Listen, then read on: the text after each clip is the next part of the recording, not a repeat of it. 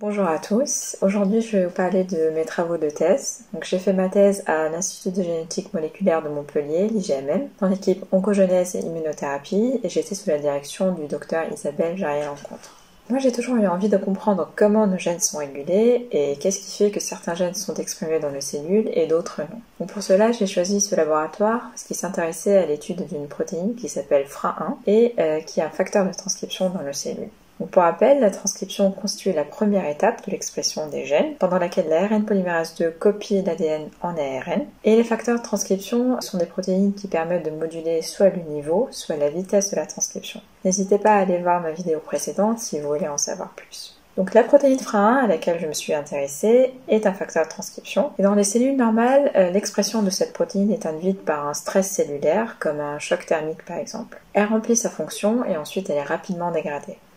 Mais dans certains types de cancers, comme le cancer du sein agressif dit triple négatif, la protéine FRA1 est d'une part fortement exprimée et d'autre part elle est stabilisée, ce qui fait qu'elle va être surabondante dans les cellules tumorales. Et cette forte expression participe à l'agressivité du cancer du sein triple négatif, parce qu'en effet il y a une étude qui a montré que quand on enlève FRA1 de ces cellules tumorales, elles forment moins de métastases quand elles sont injectées chez la souris. Il y a eu beaucoup d'études qui ont montré la conséquence de la forte expression de FRA1 dans les cancers, mais ce qu'on ne connaît toujours pas, c'est comment FRA1 régule l'expression de ces gènes cibles. Et mon projet de thèse s'articulait autour de cette question.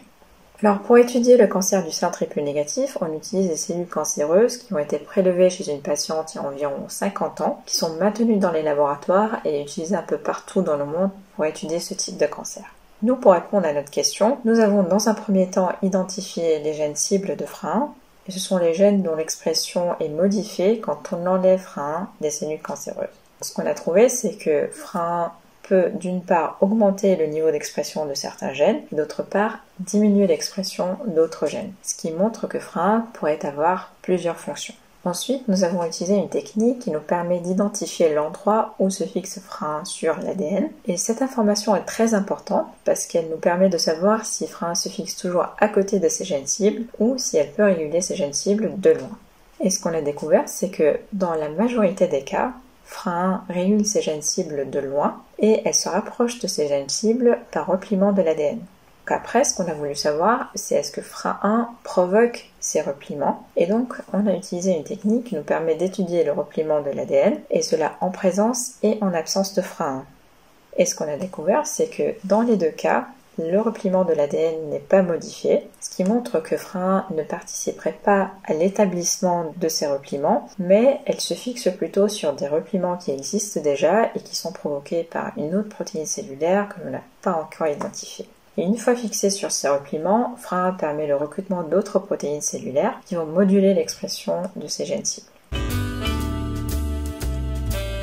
On a pu répondre à pas mal de questions concernant le fonctionnement de FRA1 dans ce type de cancer, mais il reste encore beaucoup à découvrir.